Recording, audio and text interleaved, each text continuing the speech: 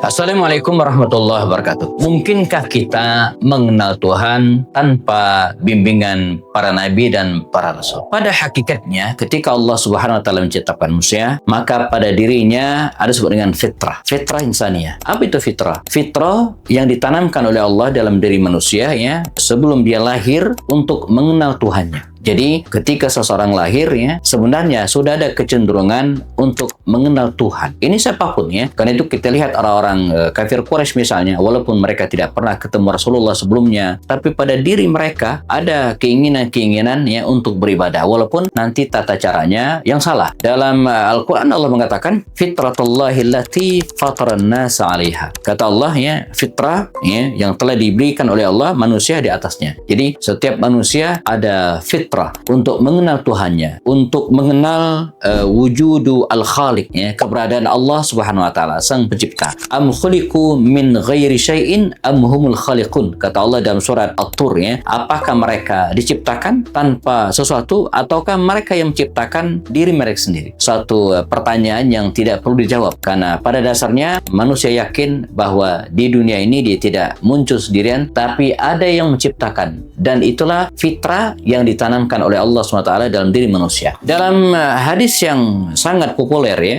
baginda Rasul juga menekankan kepada kita, kullu mauludin yuladu alal fitrah. Setiap yang lahir dilahirkan dalam keadaan fitrah, siapapun dia. Pada dasarnya sekali lagi manusia itu fitrah. Dia punya tabiat dan keinginan untuk mengenal Tuhannya. Hadis tadi baginda Rasul kemudian menambahkan, fa abawahu yuhawidanihi au yunassiranihi au yumajjisani. Ini menarik. Kata Rasul, manusia itu lahir dalam keadaan fitrah, punya tabiat untuk mengenal Tuhannya, dan ada dua kemungkinan, dia akan bertahan dengan fitrah yang tersebut dengan bimbingan wahyu para rasul ya. Kemudian atau yang kedua, dia akan berubah ya, karena lingkungannya. Maka kata Rasul, fa abawahu, maka kedua orang tuanya, dalam hal ini maksudnya lingkungan ya, bukan secara harfiah artinya ayah dan ibu saja, tapi lingkungan ya, yang bisa membuatnya yuhawidani, membuatnya beragama Yahudi, yunassirani, jadi agama Nasrani ya, au yumajjisani. Ini hanya contoh saja, karena konteks hadis ini turun ya, yang dikenal oleh manusia waktu itu ya tiga keyakinan ini, beragama Yahudi, beragama Nasrani, atau beragama Majusi. Dalam konteks hari ini keyakinan-keyakinan menyimpang itu mungkin banyak, bukan hanya tiga ini. Poinnya bahwa orang yang lahir lalu kemudian tanpa dibimbing oleh wahyu, maka ada kemungkinan dia menyimpang. Dalam bentangan sirah Nabawiyah kita temukan fakta ini. Ada banyak cerita, antaranya adalah kisah Salman Al-Farisi. Bagaimana Salman Al-Farisi ini yang lahir di daerah Persia, kemudian melakukan pengembaraan ya, secara intelektual ya,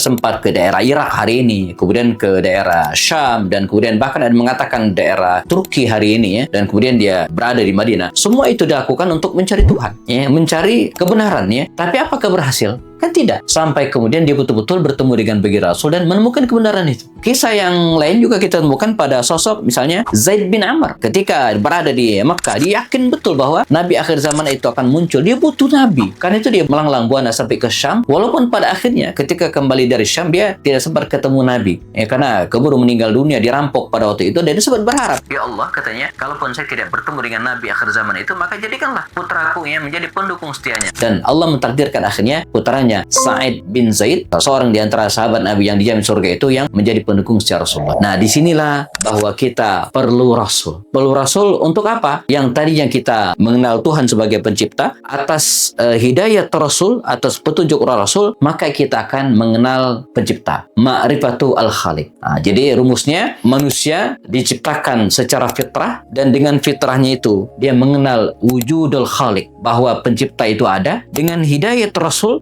dengan bimbingan Rasul, maka dia akan ma'rifatul khaliq, dia akan mengenal Allah. Poin ini menegaskan kepada kita bahwa manusia butuh Rasul. Dia tidak bisa ya, dengan akalnya saja tidak bisa menggapai keberadaan Allah, walaupun secara fitrah dia memiliki kecenderungan untuk itu. Kita butuh Rasul, butuh bimbingan dari para nabi itu untuk ma'rifatul khaliq, mengenal Allah pencipta yang sebenar-benarnya. Bayangin, ada 3 orang yang beribadah dan pengen hebat dari Rasulullah Sallallahu Alaihi Wasallam. Yang pertama, dia puasa terus sepanjang hari, bahkan sepanjang tahun. Kemudian yang kedua, ada yang sholat malam terus-menerus sepanjang malam dan tidak pernah tidur. Dan yang ketiga, ada orang yang tidak menikah.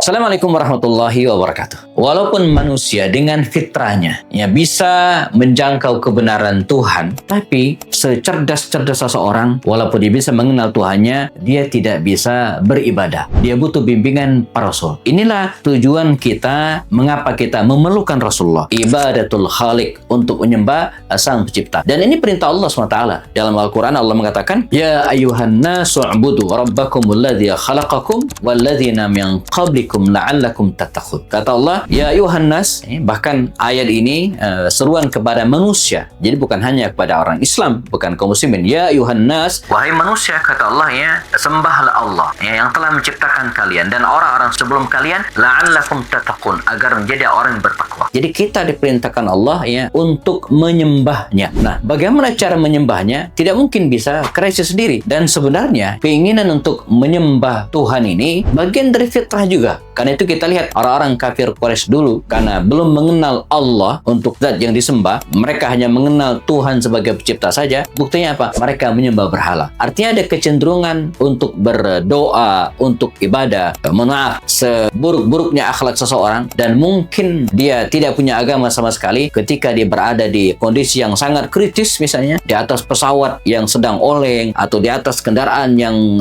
dalam keadaan kacau, maka otomatis dia berdoa. Artinya apa? Dia butuh Tuhan, dia butuh zat yang dia sembah, dia harus beribadah. Nah, untuk beribadah itu sekali lagi butuh bimbingan para rasul. Karena itu kita lihat dalam sejarah bagaimana baginda Rasul mengajarkan para sahabatnya untuk beribadah. Misalnya ketika dalam pelaksanaan ibadah haji, khudhu anni manasikakum, kata Rasulullah SAW, ambillah dariku manasik, tata cara saya beribadah. Jadi ibadah itu tidak boleh ngarang, tidak boleh kreatif. Jadi dalam urusan dunia, oke, kita bilang kreatif, inovatif, menambah hal-hal yang baru. Tapi dalam hal ibadah tidak. Sallu kama ra'aitumuni usolli. Salatlah, kata Rasul, bagaimana tata cara saya salat. Dalam salat kita tidak boleh ngarang. Dalam hal puasa juga demikian. Kita melaksanakan shaum Ramadan seperti yang dilaksanakan oleh baginda Rasul SAW. Ada cerita ketika 3 orang laki-laki yang beribadah dan pengen menyaingi kehebatan ibadah baginda Rasul SAW. Yang pertama, ada orang yang puasa sepanjang hari, bahkan sepanjang tahun, tidak pernah berbuka. Dia pengen menjadi orang yang ahli ibadah. Kemudian yang kedua, ada orang yang melaksanakan sholat malam, nyaris tidak pernah tidur. Yang ketiga, lebih ekstrim lagi,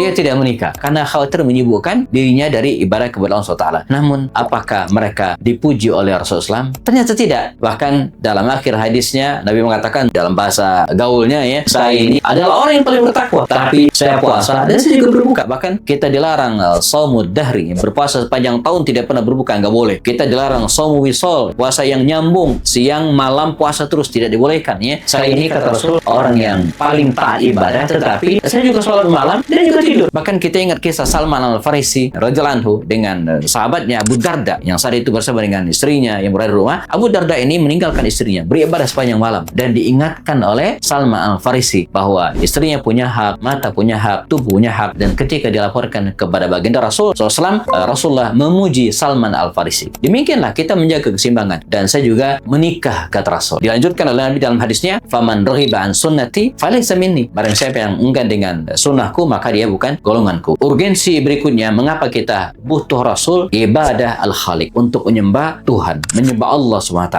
Kita butuh bimbingan untuk menyembah Allah. Tidak bisa kita kreatif sendiri, nambah-nambah sendiri, tapi betul-betul harus dengan bimbingan para Rasul yang dikirim oleh Allah SWT. Banyak yang mengira bahwa diutusnya para rasul untuk mengajarkan umatnya untuk sholat, zakat, puasa, dan haji. Padahal bukan hanya itu.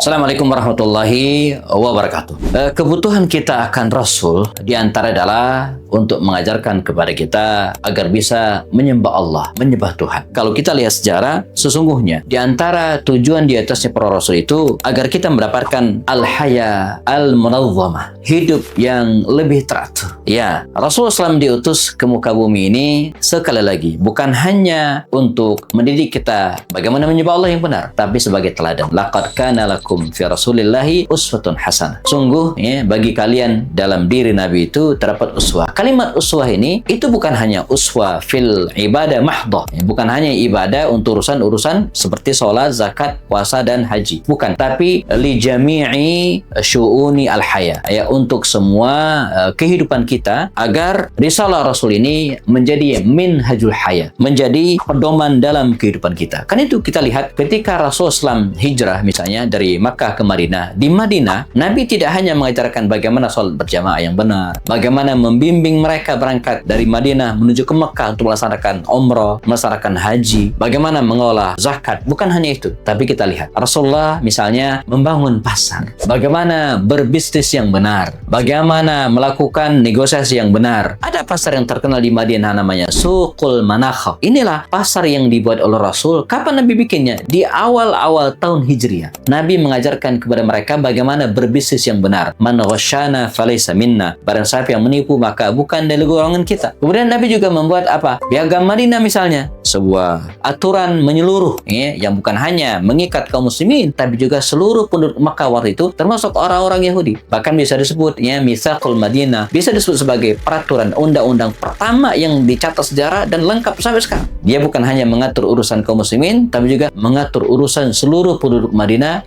pada waktu itu. Dan di sisi lain, kalau kita lihat sejarah, Nabi juga misalnya mengatur bagaimana berdiplomasi. Ya, kita kenal ada sebuah perjanjian disebut dengan Sulhul Hudaybiyah, perjanjian Hudaybiyah. Dalam kesepakatan tersebut, ya, Nabi mengajarkan kepada kita bagaimana melakukan negosiasi, bagaimana berdiplomasi dengan orang-orang kafir pada itu. Ya, sehingga di awal barangkali para sahabat melihat bahwa perjanjian ini seolah-olah ya, mengalahkan mereka. Tapi Rasulullah seperti orang yang mungkin mundur satu langkah untuk maju 1000 langkah ke depan berikutnya. Semuanya menjelaskan kepada kita bahwa diutusnya para rasul, para nabi, wabil khusus Rasulullah SAW bukan hanya untuk beribadah mahdhah, tapi seluruh kehidupan beliau adalah cermin bagi kita. Dan menarik, Rasulullah walaupun usia beliau pendek, hanya 63 tahunan saja, namun keteladanan yang beliau berikan kepada kita panjang, menyeluruh. Kasarnya, kalau kita pengen mencontoh Rasulullah, kita bisa contoh beliau dari berbagai aspek. Dan betul-betul risalah Rasul ini kita bisa jadikan sebagai minhajul haya, sebagai pedoman hidup kita. Kita bisa belajar berbisnis dari Rasulullah, karena Nabi juga seorang pengusaha. Kita bisa belajar bahkan bagaimana mengatur kesehatan kita. Ada buku judulnya Al-Tibbun Nabawi, Imam Ibnu Qayyim Jauziyah, ya. Bagaimana kesehatan Allah SAW. Ternyata Nabi juga seorang dokter, ya.